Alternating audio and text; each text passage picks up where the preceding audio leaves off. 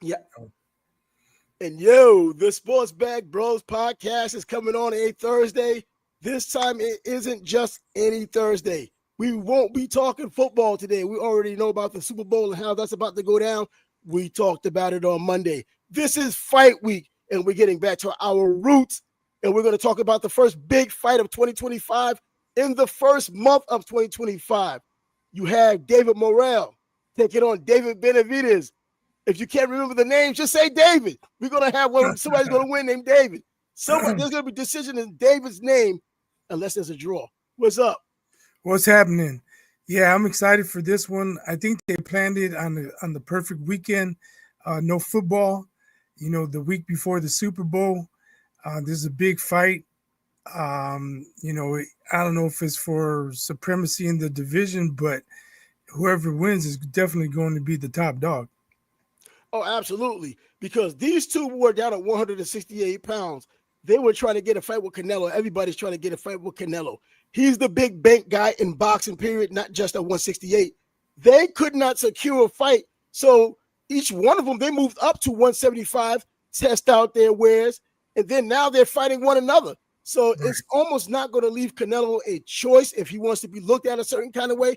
I think he's a Hall of Famer any way you look at it, but this is unfinished business between either guy. He has to do something between these two guys before he retires. One of these guys has to be on his resume. Win, lose, draw, whatever. He has a legacy, but this is a big missing piece of the legacy, even if he doesn't get a chance to pass the torch. You can say that as a hardcore boxing fan, but looking at his track record the last few years, I don't know. Maybe he comes up, he wants to fight the other Charlo brother. He's going to make money regardless of who he fights. I don't know if he's looking for dangerous fights, though. Look at Berlanga. Very inexperienced, hadn't looked good in his last few fights. When he first came up, he looked like Morrell, knocking everybody out. Yeah. And then he couldn't knock out people. And all of a sudden, he looked decent name, good record, but not very dangerous. So, hey, yeah, let's fight Berlanga. Yep, and then we saw what happened with Berlanga afterwards. Just as boxing, anything can happen. You better take advantage of your opportunity when you can. For those of you who want to know, this is a live podcast. So if you want to join in either with your questions or even join our panel, we're expecting more guests to come in. If you've watched us or followed us for any period of time, when there's a big fight, any fight for that matter, we typically have a panel of knowledgeable boxing fans, boxing enthusiasts who come here and we give our opinions. That's it. No one's claiming to be an expert, but we do know a damn lot about boxing because that's our sport, period. And it's great to be able to talk about it with like-minded boxing people. This is one of the opportunities we have. This early in the year, we're going to get a chance to see these two young guys. One of the rarities in boxing these days, young guys get together with something to lose and looking to put on the show. Right. We got to give both of these guys credit because they didn't have to make this fight. They both could have held out and said, no, that guy's maybe too dangerous. Maybe his name's not too big. If you're looking at it from David Benavidez' point of view, he started having pay-per-views. And is Morrell a big name to fight on pay-per-view? Maybe not. But he is a really good fighter and a dangerous fighter. And if you want to be the best, you have to beat the best. And that is what I believe is Benavidez' mindset. He wants to get paid, but he's not about the bag. He's about proving himself to the world. So we got to give him credit. And from Morrell's point of view, he doesn't even have 15 pro fights yet. He could say, hey, I'm not ready. I've never been on a pay-per-view before. I've never been on that big stage. Let me get some more experience, fight some other guys. But no, he's going for it. He's taking the shot. So hats off to both. Yeah, and Benavidez, he's Mexican. The Mexican blood is in him. We already know this fight has all the makings of just being an exciting fight. He's always going out there with that chip on his shoulder, Benavidez, that is, with the chip on his shoulder, having something to prove. And you go back to his history. He talked about how he was overweight. That's how he had gotten into boxing anyways. And, and I guess getting picked on while being an overweight kid coming up, learning how to fight. And now there's always that constant next after the next, trying to prove something to the next guy, going in there, taking on the best, always looking to do more. And that's what he's done. He hasn't shown fear to call out anyone or to even move up and fight anyone. Even when he had problems, he's still looking at a bigger prize. So far, for him and even Morrell, Canelo seems like the big prize. It's just that Canelo has put himself in a position, and I think that they may one day envy that he put himself in position to kind of pick and choose at this point in his career the people he may want to fight. So, and it's frustrating for these young guys because they just want to get out there, not only the bag, and everybody's looking for the bag. These guys really want to freaking fight. They really have something to prove, and they want to get out there and prove it against Canelo. Until then, we're stuck or left with a show between these two. Yeah, but I'll tell you what, Canelo's definitely the money fight, but we'll see, Infinity. We'll see. That's why they get in the ring.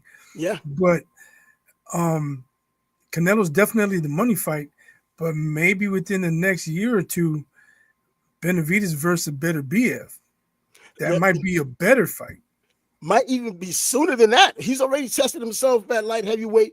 Didn't necessarily look the way he looked down as being known as the monster. Mike Tyson had given him that moniker of the monster at 168. Moved up to 175, and you saw the difference in how his punches affected his opponent as opposed to how they do it at 168. And he'll grow into it because he's still a grown fighter. He's not in his prime yet. I think he's on the cusp of his prime. The prime doesn't necessarily go by your age. It goes by your activity and how sharp you look and how long you can maintain that sharpness and continue to do it against top-notch professional fighters, world-class fighters. And he's at that point. Now, I think this isn't going to be a mainstream fight. I wish it was. And the reason why is because these guys aren't really known, even as much as Benavidez has done. He's not known too much outside of boxing. Morrell, no one even knows he exists outside of boxing. So that's probably why it won't do great numbers. Us diehards and anyone who's on the fence, this may be the fight for you to watch. But I think even more importantly, Morrell's record being 11-0, that's to them it leaves a lot to be desired. But you have to look a little bit deeper. You have to peel the onion a little bit and know that 130 fights, 135 amateur fights, he won 130, lost 5 of them. Pretty impressive record, but he's Cuban. Not necessarily impressive anymore. Cubans have 300 fights. Yeah. So I was going to say, you alluded to it at the end of your little spiel there. It's definitely not a fight that the public's enamored by. But if you're a fight fan, if you're a boxing fan, you're all in on this one. Oh, yeah. Another comment. Yeah, you see the comments. Infinity Boxing dropping dimes again. And he has a point there. But my counterpoint to that is Morrell's come from 178 pounds. We've seen that before. Andre Ward came from 178 pounds as well, and he fought at 165. We even, you see that other boxers have done that in the past. They fought at heavier weight classes, but when they turned pro, they went lighter. It's happened. But I'm going back to the traditional. We always knew how dominant the Cuban fight program has been. We gave it credit for decades, and it lived up to expectations until recently. And I wonder, does it have a lot to do with the defections? And it probably takes away from the acclaim now that Morrell can claim as a former Cuban fighter, part of that amateur boxing program, which has been so dominant for as long as we can remember. Only 1 gold medal in the last Olympics just last summer. When the last time we ever thought Cuba would just get 1 gold medal? They used to own it. Yeah, I think boxing overall in the Olympics is down. It's not just the Cubans. I don't think Americans are sending the best. I don't think Mexicans are sending the best. I just don't think the Olympic boxing program is what it used to be. Winning the gold medal in boxing, I don't think it's as big as it was like when De La Hoya won the gold. Even when Andre Ward was in the Olympics, he didn't get a lot of fame and glamour for it. Well, Andre Ward, by the way, was the last gold medalist in the Olympics back in 2004. The last time a gold medalist from the United States, that is. Before that, I mean, you go way back in 1996, you had David Reed. And when you watch the fight, I don't like to say things with Lucky Boy, but you're talking about keeping your eyes closed. He looked just as good as Tarver did against Roy Jones, closing his eyes and throwing the shot and knocking him out and getting him out of there. So America just hasn't looked good. Tarver didn't close his eyes. Come on, man. Oh no, he did close his eyes when he threw the punch, but I think the power, regardless, was going to put one out anyways. I think you're trying to say it was a lucky punch. Oh no. Well, you know what? Punch. I don't believe too much in lucky punches because you do throw it with the intent. When you throw a hard punch, you're looking for the intent to be devastating, and you're hoping that it lands. So if you miss, you just missed the punch. But if you land it, you land a big punch, and it could be called a lucky punch. But your intent as the competitor is to put this dude out of there. Well, I'm just saying, I saw Tarver step in and throw it with everything he had, and he caught right. He did, but it wasn't like, oh shit, here he comes, and he just let a wild punch go. No, he threw that with technique, and it landed. Watch the video. He had his eyes closed on that one. Nevertheless, I mean, not taking anything from Tarver, man. Tarver, back in his amateur days, was the hope for the United States in the Olympics. So he was looked at as a formidable fighter. So I went to the weigh-in when for the Mosley Viper rematch in Indianapolis. Yeah. I was living there at the time, and I saw Antonio Tarver. He didn't look like a boxer to me. He looked like a dude you go to the park and play hoop with. Like he just looked like a random dude. You know, you were a boxer. You were around boxers. Mm-hmm. Boxers have that frame. You know, they have a look in their eye. Tarver, he just looked like a dude off the street. Like, hey, what's happening, man? Like, I didn't get the feeling that he was a fighter. Of course he was, but you know, as far as he goes, looks definitely not. You can't judge the book by its cover. No, Tarver used to play basketball, so he was a top-notch basketball player before he ran into a lot of nonsense outside of the ring, outside of basketball, like top athletes do. They always looking for that next high, and in his case, it was high as well. Incidentally, I did meet Antonio Tarver. We were both in the PAL National Tournament back in 1995 in Dallas. He was the number one light heavyweight in the world that year. He was the odds-on favorite for the U.S. to bring home gold that year. He beat everybody. Now, remember, the French Olympic team brought their team to Atlanta to fight because they do their exhibition. Tarver went up there, won that, and then flew to Dallas and won the Nationals. Bro, that's why I don't disrespect Tarver, man. People don't understand what kind of dog you got to be to pull that kind of a thing off. Hey, did you not send the link to Carlos? Because he's in the chat. Yeah, I sent the link to Carlos. I don't know what he's hanging out in the chat for. Oh, look at that. We have Valerie Denise Jones in the house. So we already know what's over there. Salt and pepper, brother. Love the commentary. Appreciate the feedback, Valerie. Certainly. Thank you for joining us. Yeah, join us more often, or at least definitely for this show. And then also we have Jermaine showing up. You know, he shows up for football. He shows up for basketball. Big time Knicks fan, Yankees fan. Definitely boxing. His father is like boxing. He's all about boxing up there in Harlem. Anyway, cool. So it should be a good fight. What's up, Jermaine? So I wish Canelo and Benavidez would get it on. But you know what? Take what we can get and hope these two get it on. And while we continue to talk, I tell you, we'll be having others in the panel or on the panel. And here we go. What's up? Oh, what up, Lord? It's been a minute. How's everything? Good. Welcome. Welcome to the podcast. Welcome to the panel. And we already know that you know what's going on once you get on the set. So let us know what your thoughts are on this fight, the Canelo part of it, plus the overall Morrell, just 11 fights, but there's more than meets the eye. Yeah, I mean, first, I feel like a man who's coming off of a long diet or something. I feel like a man who hasn't eaten in a minute, and now I'm about to go to Mandalay Bay Buffet and get a real meal. So I'm just excited to see something go down. I hate to, we're older guys. We got some seasoning. I'll say we're seasoned, not old. So I don't want to dump on this new generation and complain too much, but it has seemed really difficult to make fights. The fights that people want to see. It's just felt, there's a number of reasons there, but I am going to look the boxing guys in the face and just be happy because this is what I want. So I don't see anybody coming with a stink up the room style at all. This is going to be TV friendly. Both of these dudes are some macho men's men. You know what I mean? They're going to want to win it in a certain kind of way.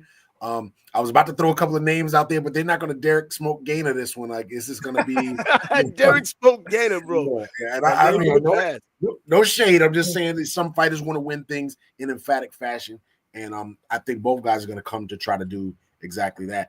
I don't want to leap right into predictions, but I'll simply say it is hard. It's hard for me to envision David Benavidez losing to anybody not named Beterbiev. Maybe I don't know. I don't know. I don't know. It's hard. It's hard for me to see it. Somebody got to show me and prove me wrong. But I think the monster is serious. Well, if you really want to get into it, piggybacking off of what you're saying, both fighters come forward. I don't see how this isn't a good fight. No matter how long it lasts, both fighters come forward. The question is going to be who imposes their will on the other.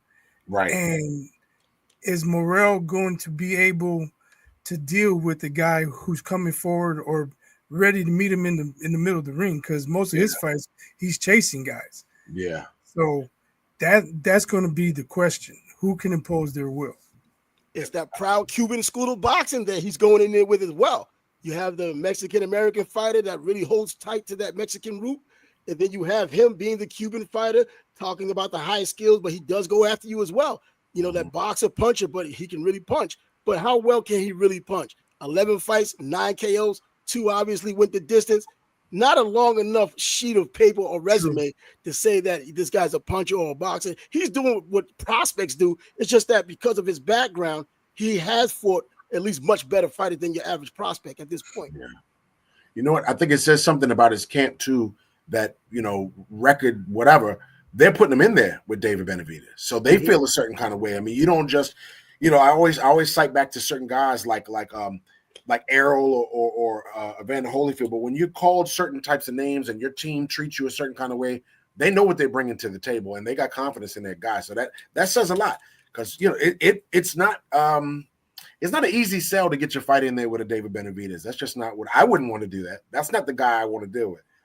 If I had to pick a guy, I'm not picking that.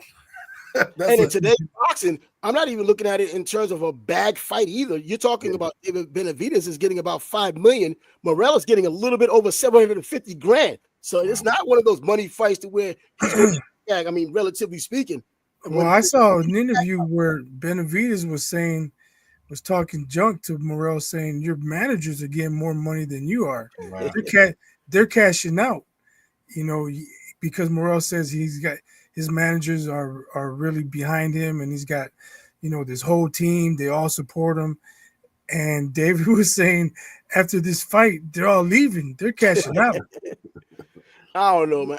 He has room enough. He's still young as well. He has enough room to lose a fight if he's going to lose a fight, especially if he goes out on his sword, if it comes down to that. So it ain't no shame in losing David Benavidez. Oh, exactly.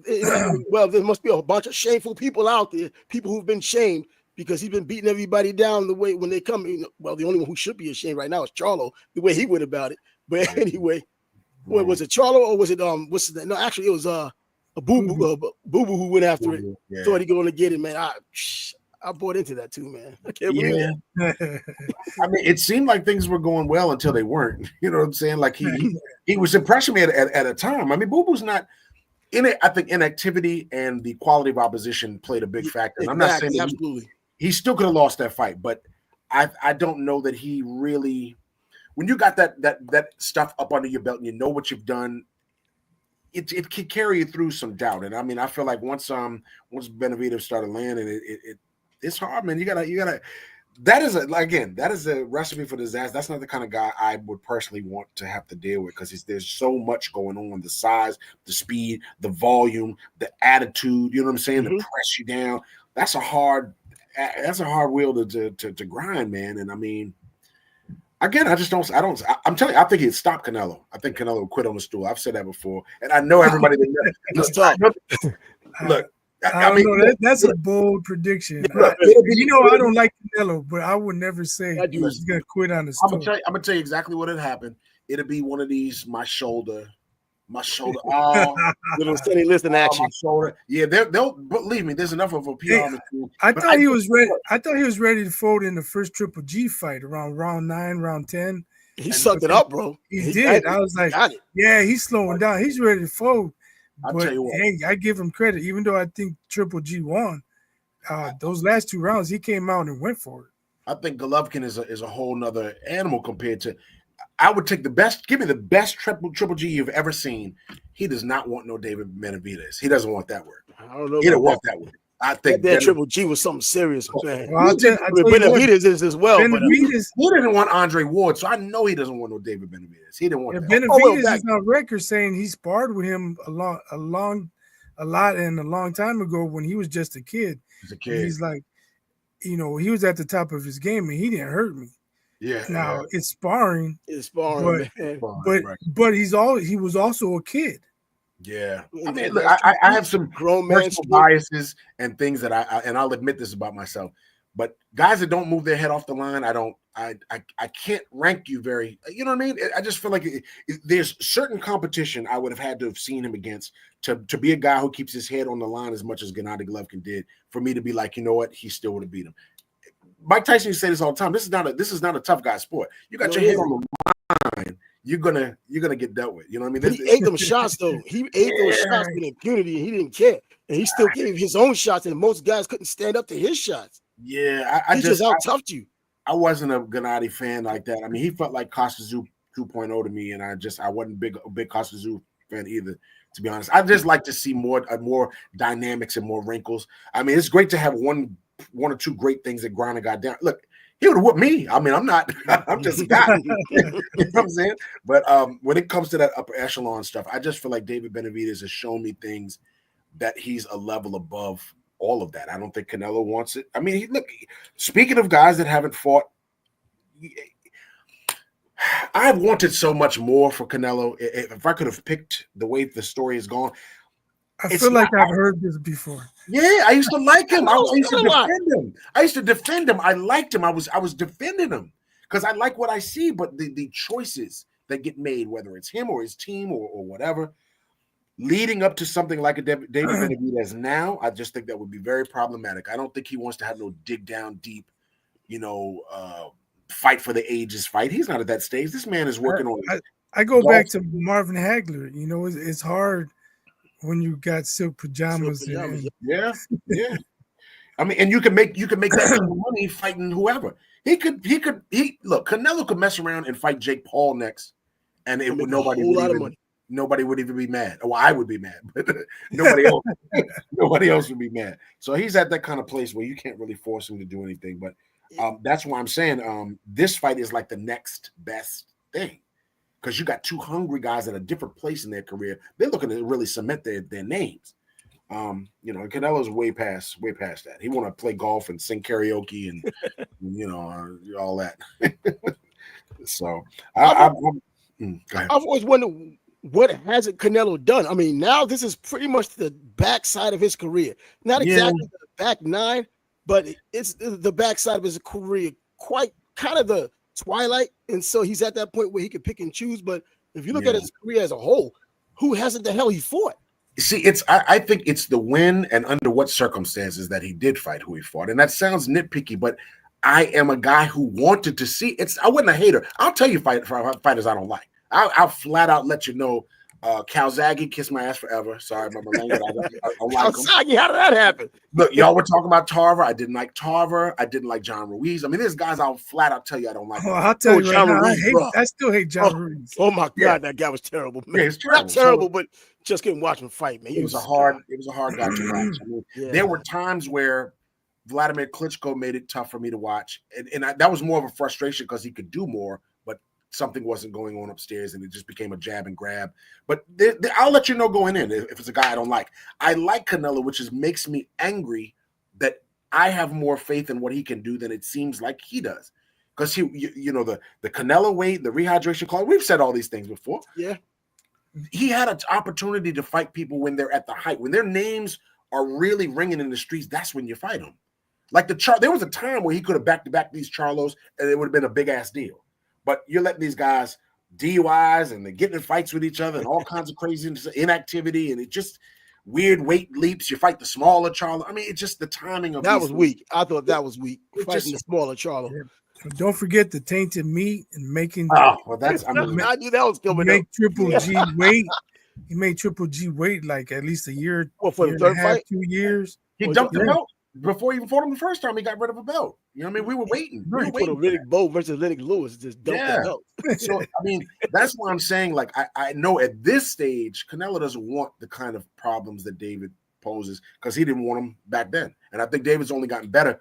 I've seen footage where he'll be in the gym with guys like Roy Jones, or he's always trying to absorb more information. He wants to get better and better. So, I mean, there's no way Canelo ever fights it. There's no way that ever happens. And look, I already believe I live in I'm in the wrong multiverse. I've watched all these Marvel movies. Mike Tyson has lost to Jake Paul. Trump is back in the White House. I don't know where I am, and I don't know what's going on anymore. I'm just in a crazy place. So maybe I got it all wrong, and the world is reversed, and Canelo will actually fight this guy. Maybe I think he will. I still think he will fight him. Canelo's just a badass dude, man. Come on. He's just a badass dude, bro. I'm telling you, he might have done some things I didn't like him doing in terms of not fighting the guys when you wanted him to. I doubt he let this get off the hook before his career is over. This dude got to fight. So either one of the guys, whoever wins this fight on Saturday, he will end up fighting one of these guys probably within the next year. I know Bud is on the list. Probably shouldn't be on the list. But see? That's another one. I sound like such a hater, but that's a lot of money on the table, though. That's a lot of money on the table. I mean, it would have been better. I don't know what this creature is on me, but this is my youngest son, since apparently, I'm important right now. What's up, Yugen? I know, right? You're in demand. Hello. On demand. Yeah, he did his first tournament in August. And I won. Yeah, he got first place in his division. What would you expect? What else were you expecting? They came out and did some things. So, that's what happens when you raise them watching boxing. Like these my kids have seen more boxing than some of these people I see online. I swear to God. I swear. Yeah. This guy's only 10. Yo, so I don't know if you know this. A couple years ago, my son and I we stayed with Paul. He opened his home to us. We went to a Ravens game, and there was a fight that Saturday night. And before the fight started, they're having sparring sessions in the basement. Oh, yeah. Oh, I remember that. Man. Yeah. It's just, that's the way you grew up, man. That's the way you do it growing up.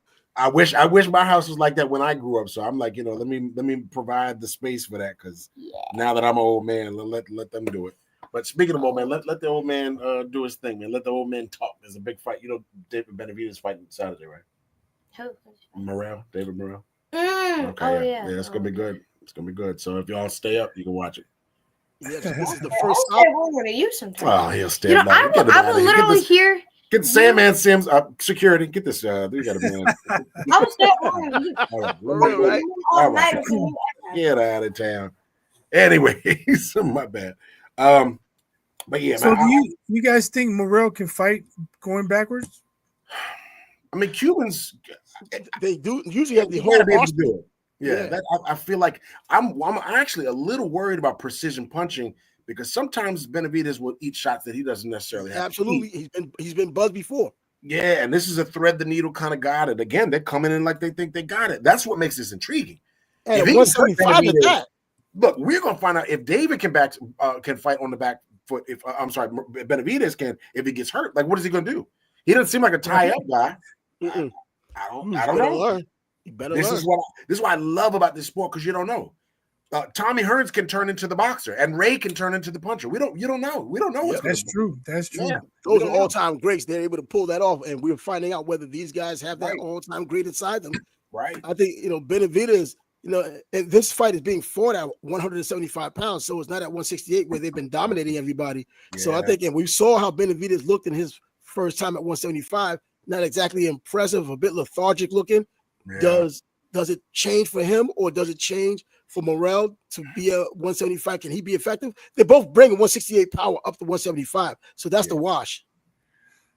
I think that's why this is interesting. I really want to find out. I want to see if can you stop the momentum of a Benavidez? Can you deal with who's the first big crack is going to tell us a lot, depending on who lands that and who throws that. That's going to tell us a lot about what's going on. And someone could say, well, that's the case in most fights. But no. I think the way these styles match up, we got to see whose defense and whose chin is gonna carry them through, because they're both going to eat some stuff. Nobody's getting out there unscathed this weekend. That's not happening. You're not gonna. Nobody's sweat. Everybody's getting wet when they swim this weekend. That's going to happen. And going back to what I was talking about in terms of their records and looking at how the old school Cuban records used to be 300 fights, 400 fights, because they had their 32-year-olds coming fighting against 18-year-olds, etc. Yeah. But then you look at somebody like Morrell, and the Cuban boxing program isn't what it once was. I was talking about how this last Olympics, they only had one gold medal. When was the last time that ever happened for Cuba? China and Uzbekistan had the most medals in the Olympics in terms of gold. And that's a whole new world in terms of boxing. Yeah. But he had 135 fights, 130 wins, 5 losses. And Morrell, though, only had 15 freaking fights as an amateur. So he's doing everything on the fly, too. A lot like what Canelo did coming up. He didn't have a lot of fights. Julio Cesar Chavez didn't have a lot of fights. You sure? Yeah, 15 amateur fights for David Benavidez.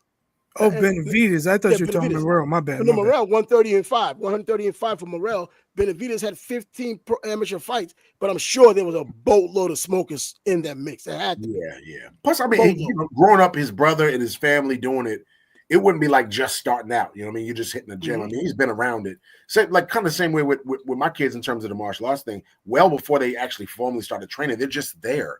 They're just absorbing. You're around people. Everybody around you seems to be doing this stuff. It would be like there's no way that Floyd Mayweather couldn't have gotten good. You're just around it. Your uncles and your father and you're always at the gym. That's a different kind of atmosphere, I think, for a kid that grows up in the gym like that. So I cannot explain how much I'm looking forward to this one because it's just been so long. I felt like I haven't got a juicy one in a minute, man. We've gotten some fights, but this is like a fat steak, man. I'm really well, the other monster, Inoue won already this year, but it wasn't one of those huge fights. This is one of the biggest fights so far, starting the year off. And then next month we have the fight with Dubois, coming defending his title. Who's Dubois fighting? He fighting Zhang, I think it is. Is it? Is it Zhang? I can't remember. Big Bang Zhang. Man, come on, I forgot all about this now, man. That's how nondescript the heavyweight division has become over the years. I mean, Usyk is the big story, but when you're looking at the overall talent and the overall excitement of the division, it's just not there. Yeah. Anthony Joshua is still getting another chance. He may just be, well, he's not what we thought he was at all. Regardless of what he does from here on out, he's not what we thought he could be. But he's just going to kind of say. Hold on, and I remember. I don't know if any of these guys were watching, but we made a video after Joshua knocked out Ngannou, and I was like, I'm not impressed. That ain't showing me shit. He fought a guy with one pro boxing record, and dudes came at me in the comments. And then when he lost to Dubois, these motherfuckers ain't nowhere around. Where you at? Crickets, that's the boxing crowd. You already know how they go. Yeah. You know how they get down in boxing, man. I mean, come on. Even when they lose, they break their neck to tell you how they lost and how it wasn't really a loss. You still have people talking about a long count with Mike Tyson and Buster Douglas. Come on. Yeah, you got to eat your crow. You got to eat your crow because that means you get to serve it. When it's your turn to serve it, you get to serve it. But you know what I mean. But you gotta eat it the way it is. It sucks. It does suck though. I think you guys have been fans. We've all been fans so long that it's easier for us than maybe some of these young fight fans. You haven't learned we've had our hearts broken so many times. You know what I mean? You have fighters that you love. It's a toxic relationship on Facebook. It's hard. It's a tough thing. It's complicated. You ride all the way to the top with a person, and then you watch them fall, and you watch them get old, and you watch like. Can you imagine? There's a generation of people who never really saw Roy Jones be Roy Jones. What? We have to stop. We have to stop for this. Come on, man. Wait a minute. Stop. Please explain. Please explain that one, man. You got to explain how. You just what did you see that makes you think Benavidez is scared? Don't do a drive-by. Just throw things out there and disappear. You got to explain yourself. In fact, come on the panel or something. Do something. Yeah, that's wild. That's wild. Look, I don't believe that most fighters, if damn near any, are scared. They fight. This is what they do. Most of the time, fight since he was a kid. That fear, the fear thing is usually a projection that regular people put on the fighters because they get scared. Seriously, like you got to fight somebody after school, or you know what I mean. You got to step outside of a bar. You're scared. My man said you didn't see his face. Are you serious? You going by the way? Yo, you know what? Going by appearances, I remember I used to look at Eric Morales after every weigh-in, and I was like, he's gonna get killed. Yeah. He looked so bad after each weigh-in, like he struggled to make weight. Now, this is the fight. He's getting taken care of. One of the funniest things I ever heard was someone asked Errol Spence about him losing the face-off. He's like, come on, man. I ain't trying to look at an end all day in his eyes. Look, let me tell you something. There's a little guy, you may have heard of him. His name is Oscar De La Hoya. And Oscar didn't even want to look people in their face. Nope. I know he said it was to his mother in the sky. I don't believe that. I don't know what to believe anymore with him. It gotta be after the nonsense. But Oscar, he's done pretty damn well in the ring and beat a lot of ass. He kicked a lot of ass, regardless as to the guy he's turned into now, because he's very strange now. But I like the Thursdays though. But so I don't buy into those things. That like those things don't really make a difference to me, honestly, because once the fight starts, there's the first couple exchanges, you already learned some things about a guy, and you're not going to know those things until that happens. There's some guys I thought were really, really tough. In my own experience, I've seen some guys walk around a tournament, and I'm like, oh man, he's jacked. They look the part. He's not that good. Then he's not that good. I've seen that. Yeah, these guys have fought so many times. That stuff doesn't. If anything, the prospect of losing their status or losing the chance to fight a Canelo, they're probably more scared of that than this man. Why would I be? That's why their management plays the game. The management plays. I mean, people who don't box or haven't boxed or don't know or been around boxing on a high level, they will never understand the psyche of those fighters and what it took to get to that level. Typically, those fighters have had elaborate amateur careers anyways. And in the beginning, they might have been scared in their amateur days, but the more fights they had, the more they got acclimated to how to handle themselves. And then they get to the pros, and it just continue that maturation process and getting better process. And to the point, not that they're not scared, but they know how to cope a lot better than the average person. This is their environment, man. This is what they do. This is what you do. That's this is literally what it is. Listen, I am nowhere near but in a much smaller scale in terms of the emotional components is what I'm. Oh, so now we know each other. Oh my God! Whatever you're drinking, I want the same thing. He's trolling now. He's trolling. Yeah, we got. I'd like a nice little buzz myself. So whatever he's sipping on, pass me one. But all you can do is train as hard as you can. Hope you stay in shape, stay injury free through camp, and the rest is up to God, man. You get yourself a shape up. Because my haircut theory. You get yourself a shape up, you get your nice trunks and whatnot, and then at this point, it's going to be up to the sports gods what happens tonight. That's all you can do is prepare, and these guys are preparing. They got some of the best trainers and circumstances in the world. There's what would we be scared for? He's getting $5 million to do what he's done since he was a kid. That's good. I'm not buying that. Now, as far as Morrell goes, being in that Cuban amateur boxing program, we know what's expected of him. In fact, they were talking so many times for so many years of winning the Cuban nationals was even tougher than winning the Olympic gold medal. And it looked like that was true of all these years up until recently, just winning one gold medal. What can he do in so few pro fights? Because the amateur fights are so different. We've seen someone like Loma with 396 wins as an amateur and only one loss in his second fight against Orlando Salido and losing the fight. I mean, he's supposed to lose the fight against a guy with that much experience, but you thought that amateur fighting and all that experience would have counted, and it did, but he still lost and was roughed up in the process. He learned from it, but there's such a difference between that amateur fighting and that pro fighting, even against a fighter like Salido. Here's another thing to consider. This is the biggest stage Morrell's ever been on. That's what I was just about to say. Dealing with all the press and the lights, the cameras, and it's the biggest stage he's ever going to be on. Yeah. At least to this point. Sometimes people freeze. Yeah, literally, you beat me to it because that can happen. There's been fighters that have been great in the gym historically, and then under the lights, it just doesn't transpire. You've heard that guys are great in sparring and great in camps and great in it. The mental part of it that's a big deal, and I think there's pressure here because I think in both guys' minds, but really in Morrell, he's trying to kind of make his name off of the momentum that Benavidez has built at this point. Yeah. This is kind of a significant setback now. From us being on the outside, we're saying, hey, you're young, you got time, it'll be all good if you lose. But I think the time is now for him. This is a big deal. Yeah, this is a make or break kind of thing. So it's going to be really interesting to see who can manage themselves in terms of their composure, their emotion, and live out their fight plan and put it on the other guy. It's been a long time since I've been like, this is a real fight. I feel like I'm getting a real meal here, man. I'm sitting down. Yeah. This is a good one. This is good. So I didn't even bother to call my homeboys because it's not. Unfortunately, this is the kind of fight that more people should be talking about and are not. And I think it's just diehards are watching this fight. Yeah, we touched on it earlier. Yeah, This is not a fight for the public. This is a fight fans fight. Yeah, for sure. So I'm gonna be there, and whether my kids want to sit and watch or not, I'm going to sit there and I'm gonna enjoy myself because I've been waiting for a good spicy fight, man. Where you don't know the outcome. I'm not touching my FanDuel that night. I'm not messing with that because I can lose money. Yeah, I did win some on my Redskins. I'm sorry, my Washington Commanders. Yeah. I did win some on them, not on the Eagles game, obviously, but week before that. So, Jaden Daniels been bringing home that bread this year. Jaden Daniels has been bringing home some bread this year. I haven't really watched the NFL in like 8 years, man. But I always got a soft spot in my heart for the home team, as everybody should for their home team.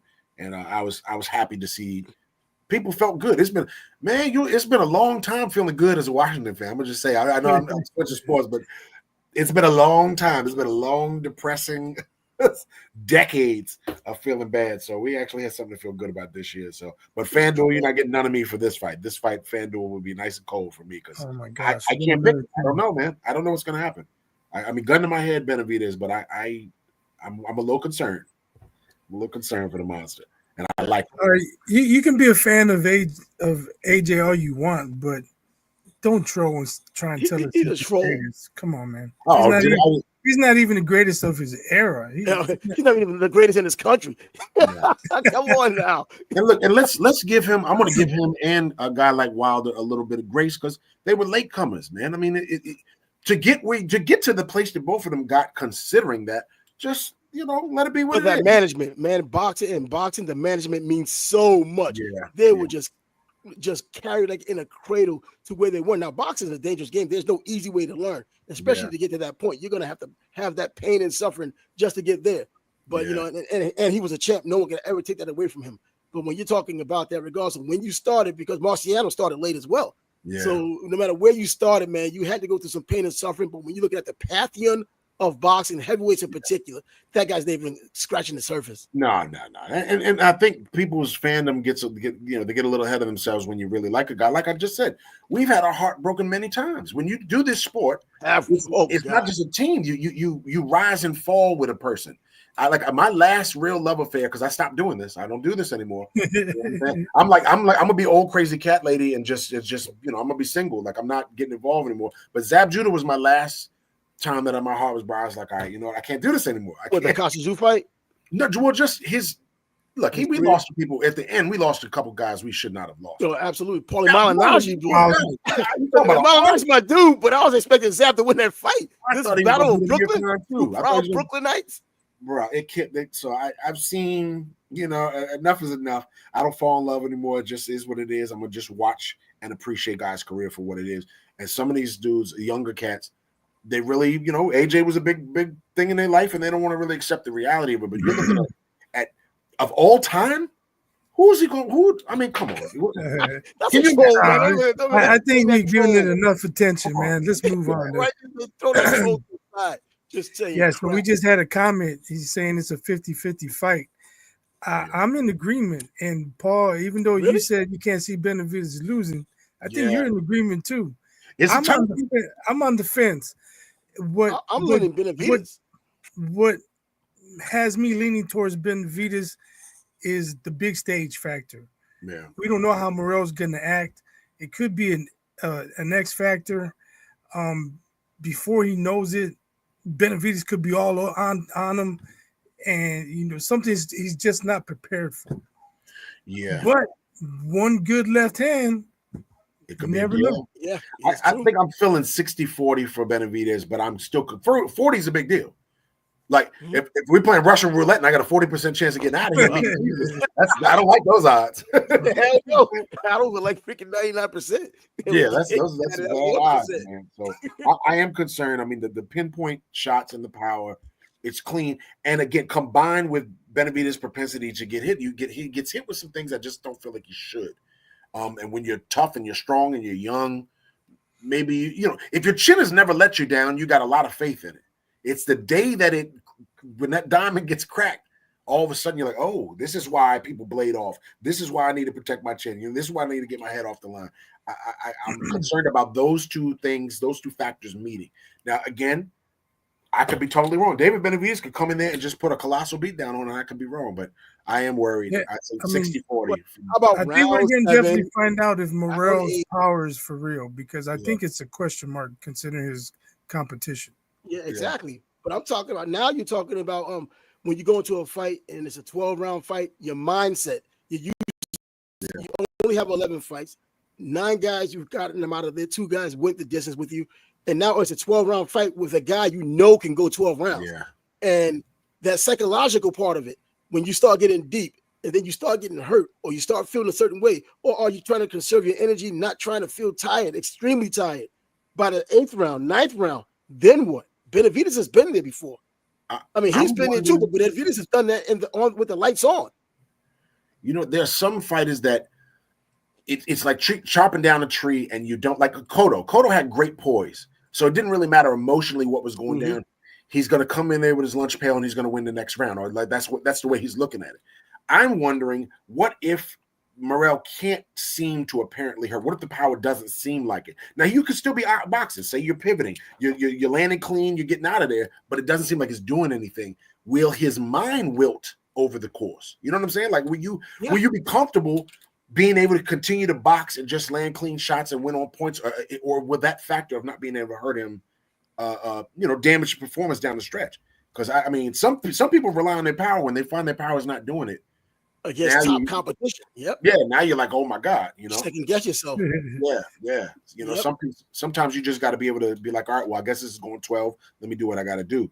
I want to see if that's because they then they do some pushing and shoving and stuff. There's a little bit of heat and machismo going on with this thing too, right? Absolutely. But at 175, though, these two are there. This is now the second time both fighters have been at 175.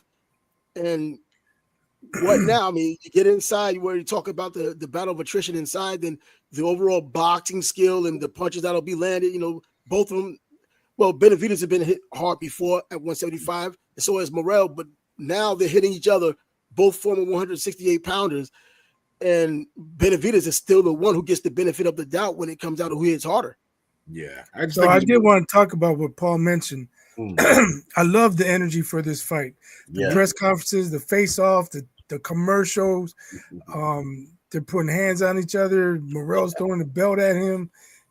It's been almost a little wild, but it doesn't seem contrived either. It seems real. Those are some chip on his shoulder kind of guys, man. I love chip on his shoulder kind of guys when it's real. Like, I was a big Fernando Vargas fan. Fernando was like that. Yeah, he wore it on his sleeve every fight. He just coming in spicy every time, and it's going to be, we're going to find some things out. I love that. Because, remember you as a kid, and it was a big, 2 popular kids was going to fight after school. Like, it was a big deal. And you knew they were both going to come do it. That's how I feel about this. Too much on the line. That's exactly what it is. I love it, man. I love it. Like somebody's got to take that L. It's a personal championship over the other man. You know what I'm saying? It's the championship of I have your ass whooping. Your ass whooping is on my you know what I mean? I got the notch on the belt of you. It's not just about what's on the line for them professionally. And I love fights like that because that means you're going to get. Okay, so we have a correction here. Morrell, this is his 3rd time at 175. Okay. So he's kind of been there, done that. He debuted at 175. Hey, Bernard Hopkins debuted at 175, and we see where that went. He went down to 160 and dominated down there. Didn't bring that 175 power with him. But yeah, these two now still in their, not necessarily in their prime, but definitely on the cusp because of the activity. They're still sharp. They're still young. And this looks like the future of boxing, especially from the young guys. So what do you Trav? Oh, go ahead. Oh, sorry. Trav, did you make your prediction? I'm taking Benavidez. Oh, okay. We're in agreement then. Yeah. I'm taking Benavidez, man. How can you not like the dude, man? He brings everything you want to see in fights all the time. If he gets hurt, he's still coming. Yeah. So, man, and he just overwhelms you. You just see the heart in him. When he's getting tired, he just still keeps going. You're gonna have to do something else, man. Like break the chair over his back or something. What's the old WWE action? What's the old axiom is you gotta teach a fighter to lose, and he's not been taught that yet. Nope. So, I mean that it's hard, you know what I'm saying? It's hard to deal with a young guy who just doesn't believe. 15-0 as an amateur, that means he hasn't lost yet in his fight game inside that square circle. Yeah, you just don't believe it. I don't believe you can whoop me. Like you're gonna have to show me today. And that's a tough assignment, man. That's a tough assignment from a guy who has hand speed and he's big and he's long and he can punch. And that's a lot, man. Like I said, angry. He's angry, man. I like David Benavidez is refreshing to me. Like in a day and age where, and I do like, you know, the cutesy boxes and stuff because I get to learn things and all that. But this is just an attitude where you know it's no nonsense. Like it's like he's a throwback. Yeah, it's again, it's a steak dinner, man. We're not playing around. It's a steak dinner. I like his fans too. Even the one fight that he had when he was coming through. I mean, his fans really love him, man. His fans like really love him. He was signing the autographs, and he really shows a lot of respect to his fans. I mean, the guy was really engaged with his fans, man. That's one of those little tidbits you don't necessarily talk about. But yeah, I can see how he gets that extra energy, man. You want to keep them proud. You want to not make them look dumb. You go out there and put it out there, man. And shoot, and every Mexican fighter, seeing like especially in the top level, they always carry it on their sleeve. They got to carry it. You know, if you're born in America, it doesn't matter, man. You get that Mexican flag on your back. You taking that attitude in it with you, and it's Cuba on the other side. That's why I think he's looking at it. Yeah, I mean, proud fight fans. That's such a beautiful thing, man. Like I wish. I've been to smaller venues and places where, you know, you get the American crowd that really loves boxing, but it's got to be an amazing thing to give, you know, shout out to Mexico and England. Got to be the two biggest countries of just, they just love fighting. They love boxing. Puerto Rico too, man. Yeah, I would love. See, I've never been. I want to sit in the crowd at all three of those places and just watch some fights because it's just everybody there loves what's happening. And I love that energy. That's great. That just makes it such a. It's an electric feeling, man. I love it. I can't wait for this, man. I'm so looking forward to this joint. Like I said, I ain't even bother to you know, I'm not dependent on homeboys coming through and fight party. This will be Paul's fight party. I'm gonna get my wings. You know what I mean? So a little whiskey, get myself some wings. I'm chilling, brother. This is about to be good. So I used to say, if I had a choice to go to the World Series, Super Bowl, or NBA Finals, I'd go to a major boxing event. Oh, for sure. Like I go to a boxing event first. Easy. You can feel it in the air. When you step in, you can just feel the energy. It's the casinos are buzz. Everything's. It's just the fight weekend is there's nothing to. I'm sorry. I definitely the only sport that could even come close would be a like what I thought was hoping was going to happen was a Washington and Baltimore a Super Bowl. I'd have been excited. That would have been something, man. I mentioned that last week. If that ever happens, that place would have been DMV would be wild. We were this close, man. We were this close. I was going to be excited for that. And like I said, I mean, I live in Baltimore, but I'm from the DMV, so that like. But nothing else can compare to a big fight. The big fight. Hey, there she is. Hey. Miss America, Miss Mexico. How you doing, Phoenix? What's up? Hi, how's everyone? Did you guys finish everything? Oh, no, we just talk. We're waiting around for you. Okay. So what's going on? What are you thinking? Who's winning? So far, we're all in agreement. We think it's a really close fight, but we're all leaning towards Benavidez. What's your thoughts? I think so too. I think most of the time, even though Olympic fighters that are Cuban fighters, they're always winning. I think once they go pro, it's really difficult because they're stuck in the Olympic type of fights, which are very different from professional fights. So you have a few Cuban fighters who are professionals who are really good. Even now, like the heavyweight Cuban fighter who's excellent. But from this more we've seen him fight, and he's got good he's had good fights, but really his rivals aren't the type that we could say, you know, he's done a great job. Even though the one fight that I think was pretty good against who was it? Ekbeko? No, the I think the guy from Uzbekistan, I think, from somewhere from over there. I forget his name. Anyway, it was a pretty close fight, and it was more like of a fun fight. So I'm thinking if you have someone more technical, I don't know how it's going to come across. Oh, you talk about the last fight that David Benavidez had? No, Morrell. Oh, Morrell. Oh, okay. Mm-hmm. I didn't see that fight. Oh, yeah. Look, I missed that one too. What do you think about the Cuban boxing? I talked about a little earlier. How Cuban boxing isn't what it was. It was always dominant for decades. It's always been the elite boxing, amateur boxing in the world. But of late, especially here in the Paris Olympics in 2024, they get one gold medal. Does that have to do with the defections and how Cuba just said a few years ago they were going to let their fighters turn pro, and now the national team seems to have suffered from it. They're not getting the gold medals. Chinese Taipei and Uzbekistan had the most medals in the Olympics for boxing this past 2024. I think boxing Olympics nowadays are so confusing because nobody knows really what's going on in Mexico. Pro fighters can now become Olympic fighters, and some are coming in now. The Olympic boxing isn't even going to be, Olympic boxing anymore. We can't even have boxing in Olympics. So I think Olympic boxing is just difficult in all right now to really say, okay, this is the future. Or this is, as far as where the Olympic boxing are going to become as far as professional boxing. Yeah, it got replaced by breakdancing. They're getting rid of that crap too. They need to get rid of that. Craziness. That lady tanked it in 1 year, man. Thank you, Australia. So one of our questions is, how does Morrell deal with the biggest event that he's ever been in? Dealing with the media, all the questions, and then the bright lights on fight night. How does he react? I don't think it's going to be a big thing. I really don't. I think at the end of the day, honestly, like, I don't have the best record, but when I fought London, I fought Canada, and it just, once you're in the ring, like, everything else just doesn't really matter, honestly.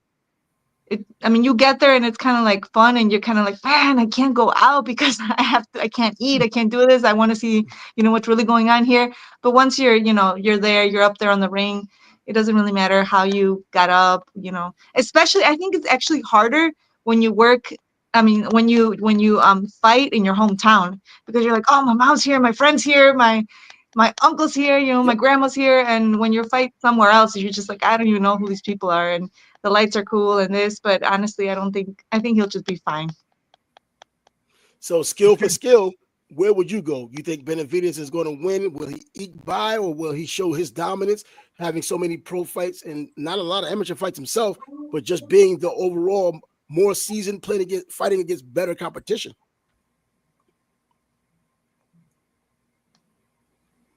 Honestly, I don't know, because I think they're both kind of want to show off a little bit, and they kind of want to do, like, how some boxers just kind of hit and they just kind of walk around and they want to show that they're the best. And all of a sudden, when they do that, when they hit and they move and they put their guard down and they walk around, that's when they get hit. And all of a sudden they're down on the floor.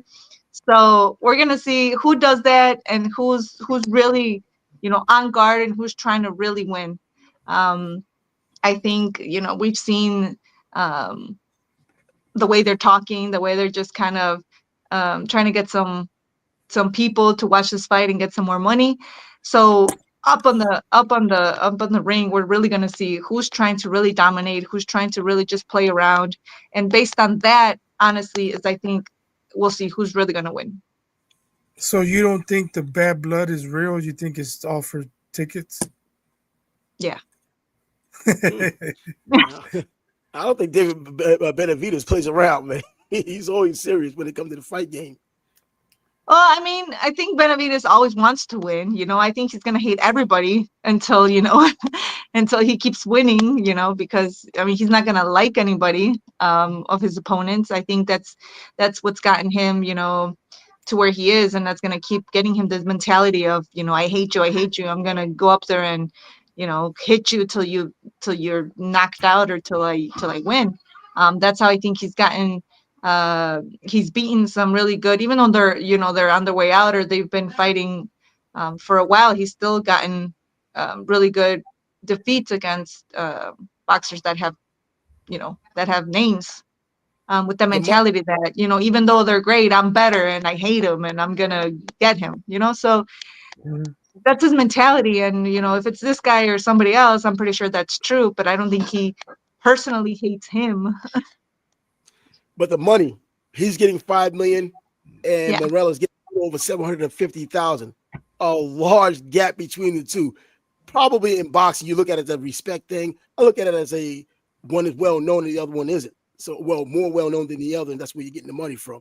But yeah, I think Morrell, he wants another bite at that apple, and this he gets a taste of this 50 grand, a little bit more, his biggest payday up to this point, and he knows there's more where that came from. If he puts up a good show, happens to get it the upset, and there's a rematch. Yeah, definitely. That's how boxing is. Go ahead. Well, I'm just gonna say 750 it changed my life. I know that much. Give me that. Well, not if Benavidez is right when he's talking about the money that his management is getting. He's not getting it. His management is getting all of it, cashing them out. Yes, I don't know if that's true, but Benavidez said he told Morrell, your managers are getting more money than you are for this fight. Wow. Well, honestly, that's how boxing is, and I think that's true about every sport. At this, we talk about like football players, for example. Now that we're going to the finals, you have somebody who's working out your finances, and you're gonna get you're gonna get more than you would if you were doing nothing. Like if you were, a college player, you're making a lot of money, and because the people that are working for you are doing such a great job to make you this much money, of course they're going to get a great percentage. Of course they're going to get great money, but you're not working on that. You're just focusing on being a great boxer. So the traditional 33.3% management typically gets. I know you can negotiate different terms depending on who you are. And then you look at the trainers typically getting 10%. So that's 43.3% out the door. And then we're not even talking about the taxes that come. And depending on where you're fighting, if you're in Las Vegas, you're better off than if you're in New York as an independent contractor and those oppressive taxes up there. So there's a lot to be said about that. You're right. Yeah, but at the end, how much is he really getting at the end? And if you were to make that, if you were going to make that fight on your own, you're not getting, you're making as much as, the other guy. Unless you're Floyd, who just did it all himself. And at the end, towards the end, yeah. So, yeah. Is that going to be all now? I think a great fight is coming. I think, Benavidez is also looking for the Canelo fight with this. I don't think Canelo's ever going to give it to him, but wow, you too? You too? I'm the only one who thinks that Canelo's going to do it. Look, Phoenix was just saying that like we want it, but I don't believe that's gonna. I'd love to be wrong. I hope I'm wrong, but I don't think Canelo. I don't think he wants that kind of work, man. That's a tough night at the office. He don't want any tough nights anymore. He has an ego, man. He has pride, though. I've been saying that for 2 years now. The pride is brewing. The only good thing Canelo's about to give me is if he fights Crawford, I don't like either one of those divas. So somebody is going to. I win that night. I win that night. So no matter what happens to either one of them, I win because I don't like either one of them. I mean, they just get divas. Crawford diva. Yes. Oh my gosh. Yes, man. I never looked at Crawford as a diva. This dude just always been straight to the. The worst part is he's a diva who hasn't even made the money. Like at least with Canelo, I know why his head is where it is. But Crawford hasn't even made the money, man. It's turkey now. Look, the fight that's coming up this weekend, I feel the opposite way I feel about Canelo fighting Crawford. Like I like both of these guys this weekend, and this is going to be great, and I'm excited. Yeah, Canelo Crawford, I'm just looking forward to one of the people I don't like to get hurt and knocked out. I can't lose. I mean, because look, they won't give me what I wanted, man. I get frustrated. What do you want from Bud? He fought Spence. Yeah, I mean, look at what it took for him to fight Spence and Porter. It took almost everything. I almost had to sacrifice my own firstborn child to make that fight happen to a voodoo lady to make that fight happen. I mean, it's just great. Look, I like guys like Fernando. I like guys like Zab Judah, people that weren't hard to get in the ring. I don't like guys that are just difficult. Tito Trinidad was not difficult to get in the ring. Yeah. What do you say? It's one thing to call the devil's name, is another thing to see him coming. I like those guys. You know what I mean? This is what we do. $5 million. Yeah. Come on, guys. Come on. Man, you know what? James Toney's one of those guys that you rarely heard anything about dollars and cents. That dude just ended up in the ring. James will fight you. James is so crazy. He'll go to your gym and fight you at the gym for no money. Done it. He's done it. I love James. Croc talking nonsense. I love James. That's my second favorite fight of all time. I love James. I've never heard that guy complain about money, man. I like Crawford. I think Crawford is a great fighter, but I think going up in division, it's just no. Canelo's gonna probably knock him out.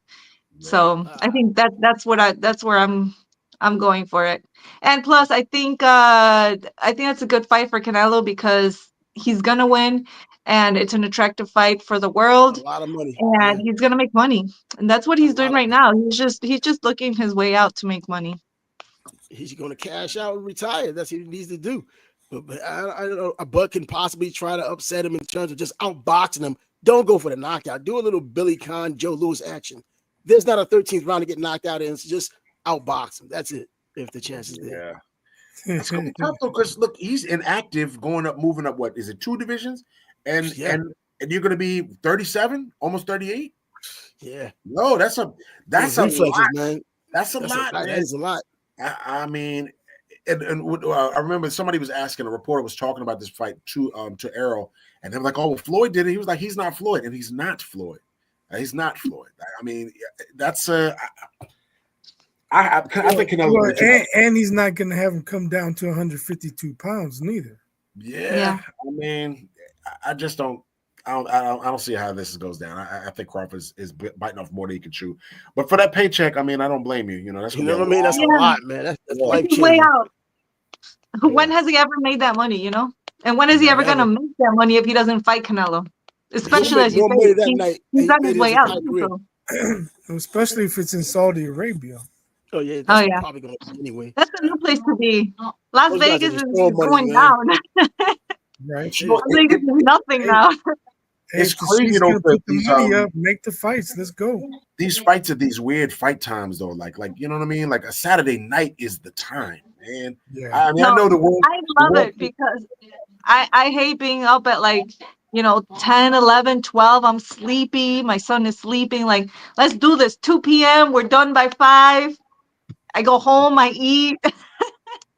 I love it. Hold on. I got to reply to this comment because Angel, we've been talking for over an hour. Right. This dude comes in like the last 5 minutes. wanted to talk about David Morrell. I'm sorry, we moved on. Right. Go back to the beginning of the video. He showed up at the end. You showed up at the end. Like, let's walk into a movie theater with your popcorn and the credits. What are you doing? What's My man went trick or treating late. He just got an apple and no candy. Come on, man. Look, you can do the replay, Angel. You can do the replay. Okay, but just for Angel, we can recap. I think it's a very close fight, but I lean towards Benavidez. Go ahead, Paul. Yeah, I think I got it like a 60-40 situation. I think Benavidez is too proven of a commodity for me to doubt him. And he's young, he's strong. Like I said, he's kind of a nightmare situation for almost anybody right now. This is the version of David. I just think he's gotten better and better since the years he's been calling Canelo out. I can't bet against him. Like I said, I'm not doing no FanDuel. I'm not betting nothing this weekend. I'm just let me just give a little background on why I'm picking Benavidez. I don't think that Morrell's going to force Benavidez to go backwards. And I don't think Morrell can fight well enough fighting backwards. That's why I favor Benavidez. I think Benavidez is flat out better because he's been in pro longer. He has more fights against top fighters and his overall style. And like you've already mentioned, you don't know what Morrell's going to do fighting backwards. And David Benavidez only comes forward. Even if he's hurt, he still comes forward. Now they both at 175. Now that might have something to say. And now we find out that Morrell fought 3 times. This is his 3rd time fighting at 175 pounds.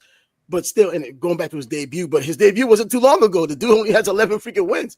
So I'm still thinking Benavidez should win. I think it's going to be close early. I think those battle of attrition, like in the 7th, 8th round, if it gets that far, Benavidez is going to start showing why he's the better professional. The experience factor is going to kick in. Yep. Yeah. That's where that monster name comes from. It's just he's a monster. It's a problem. It's a problem. Phoenix? I think Morrell probably has more experience than you guys give him. Probably a lot more amateur fights as they usually do. Like 300 amateur fights. It's not the same as a pro. It's not the same, but as far as offense, but as far as defense, I'm pretty sure he knows how to, take away his hits. He has good defense. I feel like the way he moves, the way he can, like you say, he can't move backwards. No, but he knows how to move sideways. He knows how to take him out, do the turn, hit him, change footwork.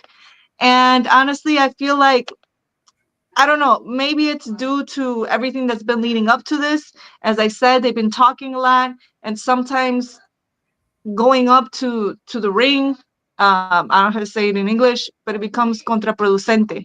It means like, all of a sudden it's not, it's not that good that you've been fighting under the ring because you're on top, and all of a sudden you know what to do. So I want to see what happens. Yeah, counterproductive. Yeah, I want to see what happens on top. I think I want to see who puts their guard down and who keeps it up. That's gonna call, maybe even not a knockout, but coming down to the floor, and then the other person being like, "Oh, hold on, this is for real," And on top of that, that's what's gonna happen. It's a very, very close fight. Yeah. Now I can agree with Angel on this one. I can see Benavidez stopping him late in the fight. I mean, I can see that too.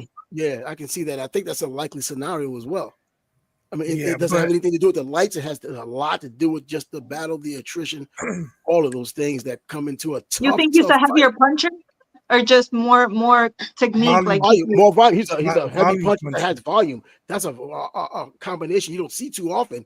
That has heavy hands and throws volume. That's a pain in the butt. That's like getting beat by the cops. That's how that comes down, man. Seriously.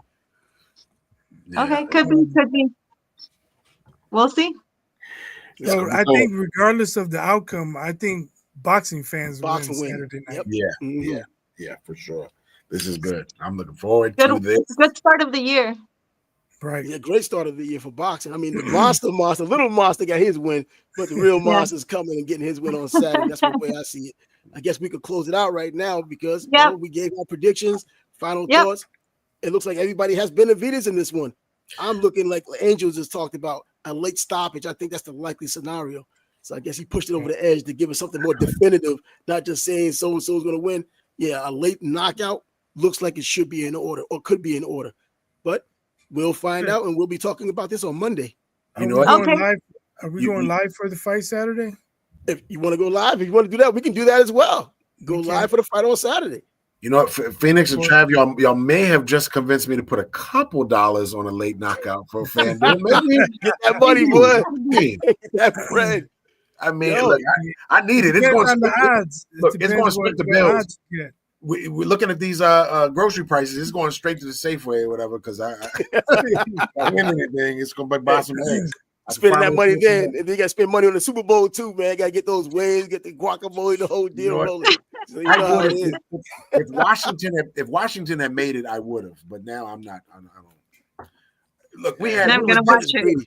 A battle of the Beltway. Because look, Phoenix, I'm from Washington. I was born in Washington, but I live in Baltimore. So this would have been. That's what I would. I needed the odds to make the battle of the Beltway. Except they would have had to put it on the other coast.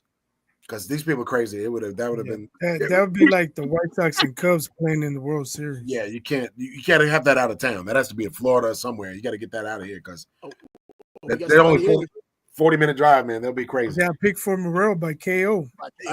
That's a big. I mean, yo, bro, put that bread down. You get some money for that. Look, I just don't know if he is. I'm saying though, like he puts his hands down, and you never know. Maybe he doesn't hit hard enough. That's maybe just the only thing. I don't think he hits hard enough, but I do think that like putting the guard down, he'll get a good hit in. Both guys are hitting pretty hard, man. I don't want to be in the middle of it, especially towards the end of the fight, where guys can get lit up with just any shot. But man, I hope it's not a blitz, not a first round, second round blitz. I don't want that. But man, we've seen that nonsense before too. But I hope that's not the case. And so we'll get a chance. Bruce Seldon ain't fighting. You're just eating the first pips and it's done. And you're like, yeah, exactly. Bruce Seldon. I remember Bert Sugar told me that Bruce Seldon had glass hair. The first fight I've ever seen with glass hair. This guy didn't get hit. Yeah, he got glass hair. He went down with it.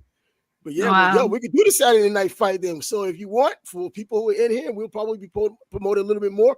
We can do the live fight. Of course, you can't show the complete broadcast, but the commentary along the way, we can do that along the way. We've done it before with other fights. So we can do that this Saturday as well. I might be able to join you because, like I said, I didn't tell people to come through this weekend. Usually I have fight parties, but I was like, this is for me. I'm not messing with it. I'm not waiting for folks to do this, that, and the third. So I might be available to do that if y'all do it. Bet. What's up, nerd? I hope you're right. I'm You know I'm what? Team Benavidez. If Benavidez is lighter and able to, just get the win, man. I mean, ego is a good ego boost to get the KO because I want him to get the KO. Bro, just get the win, though. I mean, I like Benavidez like that, man. Bro, he's boxing future. We see what's going on. So, yeah, let him be boxing future. I think he deserves to take that place of Canelo moving forward. If Canelo's not going to fight him or if Canelo's about to retire, I can see these young guys coming through. And I would not mind Benavidez being that young guy leading the way. I love it. Sounds good, man. Okie dokie, guys. All right, thank you for joining us. I'm out here. Thank you so much. We'll stay in touch. All right. Have a good one. Bye-bye. Bye-bye. All right, Paul. So we'll be around Sunday if you want to hop on. Yeah, man. I'm Sunday, Saturday. Keeping it super light this weekend. Like I said, I didn't really say anything. I didn't even tell the GF, but I think I mentioned it, but I didn't. Basically, tomorrow night is that there's nothing else going on. I'm on the couch tomorrow. Let me know if you need me to send let me know you need me to send the recipe for the beans again. Oh, I wish we had those. Look, if we get some steaks going and the bean. Oh, see, that's what I'm talking about, man. Oh, I might. You know what? We may have to do that, man, because I'm not cooking for other people. So if you don't live here, I'm not cooking for you. There's no extras coming through. So I might be able to get some steaks and some of those beans. That might work, man. So when's that ring walk on Saturday? Is it about what, 11 o'clock, 11:30, the usual nonsense, or what? Because it is going to be in the T-Mobile Arena. Oh yeah, probably. But it's not going to be out there in Saudi Arabia where we can be young and early and just watch it. We got to be old men watching this joint, dozing off in the middle before it gets there. I might take a nap early in the day. The good old days, they used to come out around like 10:15. You know what I'm saying? Now it's like close to midnight. Woo. By the time Eminem's coming out, that joint's at 2. Come on. It should be 2 o'clock. No, man. Look, we went to Vegas for it was supposed to be Spence versus Pacquiao, and of course, famously he got hurt, so it was Ugas. But one of my homeboys, and he's substantially younger than me. He was joning on me because I was taking naps.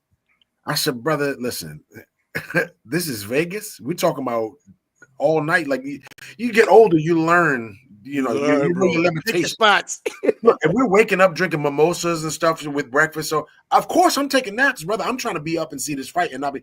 We should have asked him. Did he want to carry you at 2 a.m? Look, but the problem is. We went to the strip club. That was my actual birthday. That Saturday was the 21st. It was my birthday, the day that fight was supposed to be on. But I'm fresh as a daisy because I took my nap. He fell asleep in the strip club. I got pictures. He's knocked out to the side. Didn't see the fight. See, that's not who I was going to be. I wanted to make sure I was going to see that fight. So, I'll probably take a nap and make sure that I'm good to go because I want to get some steaks on the thing. Let me get these beans working, sir. Yeah, so we'll be on Saturday. I love fight night. Yeah, we're going to be here on Saturday. Then we'll be able to have the fight on here. As you already know, the rules for all that stuff that goes with copyrights and everything. But it's still good just to have the fight, have some commentary among the people who aren't being biased like these. I expect whoever's doing the broadcast to do. So if you haven't subscribed to this channel, go ahead and do it. You can be here. I'm not doing the broadcast. What are you talking about? Yeah, right. Well, doesn't it seem like those days are really gone where there's always been some bias, but it's gotten to the place where, especially when I watch like a DAZN broadcast, they're selling me the whole time. They're just selling me DAZN product. And the fight's already started. And just any fighter that is on their band, they're just selling me stuff. And these commercials, commercials in a fight you paid for. You serious, man? Just let's watch the fight and appreciate the fight. I never understood this about network battles and things of that nature. You have to big up the whole. You've never seen the NFL on one network bash the NFL playing on another network. You know what I'm saying? Because they divide it. It's the same product. So why are we dumping on particular fighters if they don't fight under this banner on this network or this platform and stream? You should make everybody want to see all of this stuff, and that's what creates the excitement instead of the division. And I feel like the commentators don't really do that anymore. They're heavily biased, and it makes me want to just turn the fucking TV down, man. Well, I think Jim Lampley used to do the same thing for HBO. Oh, He bro, did. he was calling punches that weren't even there. Weren't Bang, even bang, there. another one, another Yeah, one. according to He was him, like, Chavez what was punch? on the verge of going down at one point in that fight against him. Yeah, Jim was Lamb is- unabashed at the He's end. legendary though, but still, come on, Jim. Yeah, towards Come the on, end, Jim. he was super duper company man towards the end. Like when they, I think around the time the Roy Jones on, it just like they couldn't control themselves. Because same with not Letterman, but Larry Merchant was kind of the same way, man. They definitely would have their favorites and it would show. You know what I mean? Like, come on, just let us enjoy. This is boxing, y'all. At the end of the day, push the product because this is the best sport on earth. When it's firing on all cylinders, Oh, damn sure. No, not even close, man. Nothing better than a great fight, especially if it's a heavyweight fight like that. For sure. Anyways, So hopefully it's a good start to 2025. Yeah, hopefully absolutely. Better things to come. And by the way, for just throwing it out there, Deontay Wilder is coming back in April. But the only reason why I mentioned that is because Kurt the Hurt is going to be the opponent. He's not expected to win, but he's somebody that we interviewed on the show before. And we're going to take a trip up to Atlanta to check it out because we know this kid since he was a kid for real. So we're going to watch that fight in person. I wish Wilder and Joshua just both would be their last. Listen, their last fight against each other while you still have some marquee value. Just cash out, y'all. You know, or maybe one more in their respective hometowns, just a farewell fight. They should be done, man. I think both of those guys. But Atlanta's close enough to Tuscaloosa, so I guess that's one of the things he's doing. I know Kurt's the guy you're not going to look to get big money against, but I'm hoping he's getting his money. So I'm glad about that, man, because this guy's paid his dues in boxing. Had some bad luck. We already know about walking out of the ring and all that other nonsense. But hey, he'll get a chance. Was that the one against Jaffe? Yeah. See, and I remember that there was some dealings with, because I've had folks that don't really follow the sport send me the clip of that. Oh, watch this guy. He was so scared to blah, blah, blah. No, that wasn't. That's not what that situation was. I knew that cat since he was 15 years old, man. I mean, I know Kurt. And he still calls me and texts me now. And when I found out about the fight, I was like, bro, that's big news, man. It's big for us just as well as it's big for him. But this dude's not scared of anybody. He's just not. People have never fought. I swear that scared thing it's a projection. It's a projection.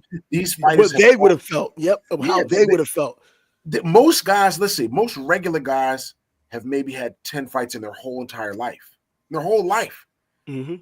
Most of these fighters have done that as little kids. They're 7 and they've had more fights than that. Yeah, I remember I remember he was undefeated as an amateur. He was like 20-0, 21-0, and then he fought Lenroy Thompson, I think it was, who was like one of the top amateurs, and he lost to him, and he just was lethargic that night. It was here in Jacksonville. But anyways, yeah, man, fighters, they choose to do this. No one's putting them at gunpoint and making them do this. They're doing this on their own volition, and they're just got a different heart than the rest of these people who don't fight. Yeah, I think regular folks just can't really fathom that. They can't.